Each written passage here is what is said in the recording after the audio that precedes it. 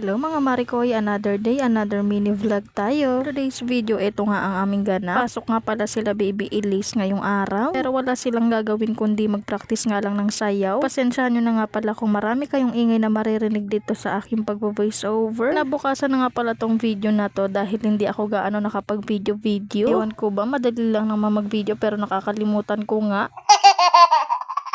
Ayan nga si Baby Elise, nakita nga niya yung kapareho niyang sapatos. Kaya ayan, tuwang-tuwa nga siya. Ito naman ako sa gilid nakaupo at pakak na pakak nga yung labi. Hindi mo kinaya, pulang-pula. Huy! Ayan nga si Baby Elise, for the sayaw-sayaw nga siya dyan. Diba, wala siyang katopak-topak ng mga oras na yan. Fast forward ko na nga dahil medyo mahaba-haba nga tong video na to.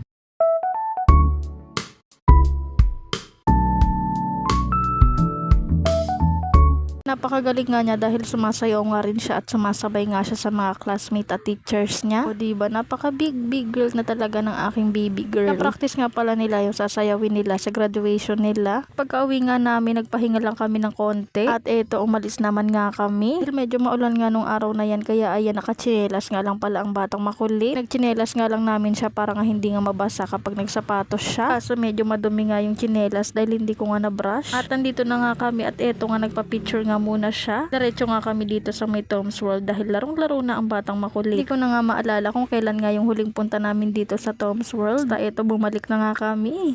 Huy, ang arte. Eto nga ang batang makulit, larong-laro na nga kahit wala pa siyang token. Kaya ayan, ang hingi na nga siya sa papa niya para nga makapagpalit na kami ng token. At nung nakapagpalit na nga kami ng token, dito nga siya unang naglaro dahil tuwang-tuwa nga siya dito. Kaya ayan, pinaglaro nga muna namin siya dito.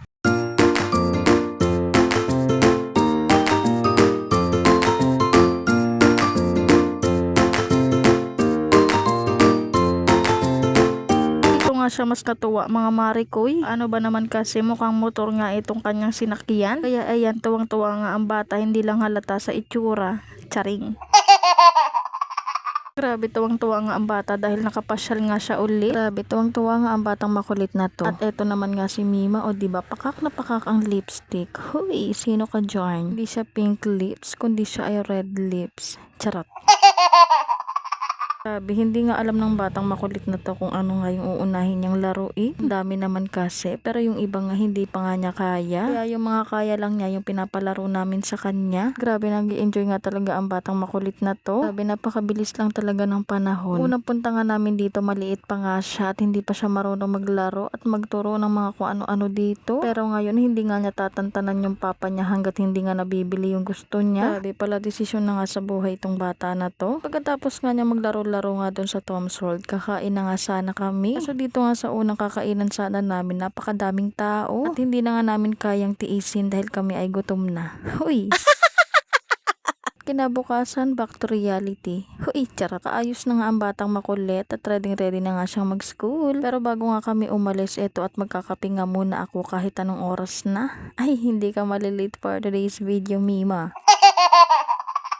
At syempre pagkatapos kong magkape, umalis na nga rin kami. Okay lang naman kahit malate siya dahil wala naman sila ibang gagawin kundi nga sumayaw-sayaw. Practice kasi nila yon para nga sa darating nilang graduation. Dumaan nga muna kami dito sa kaibigan ko dahil sabay na nga kami pupunta sa school. Ito nga si Baby Elise na kasi mangot na nga sa kakaantay sa kanila. Pasabi na lang talaga siya na ang tagal nyo. O diba, 3 taon pa lang pero napakatapang at napakasungit na. At mga bandang hapon, eto nga at umuwi nga kami dito sa kabila dahil naglinis nga ako dito sa higaan namin at nagpalit na rin ng sapin. 2 linggo rin siguro kaming hindi natulog dito. Kaya eto at for the linis nga ang Mima nyo. Tapos ko nga magwalis mga Marikoy, eto nga at magpapalit naman ako ng punda dahil sukong-suko na nga yung punda namin at gusto na niya magpapalit. Huy! Kaya eto at papalitan ko na nga sila. Siyempre habang nagpapalit ako ng punda, may batang makulit din sa tabi ko. Sipag-sipagan nga muna ang Mima nyo for today's video. Akala mo talaga napakabait pero grabe nga ang kulit niya. Mukha lang siyang mabait pero ibang-iba yan kapag tinopak at nagkulit na nga.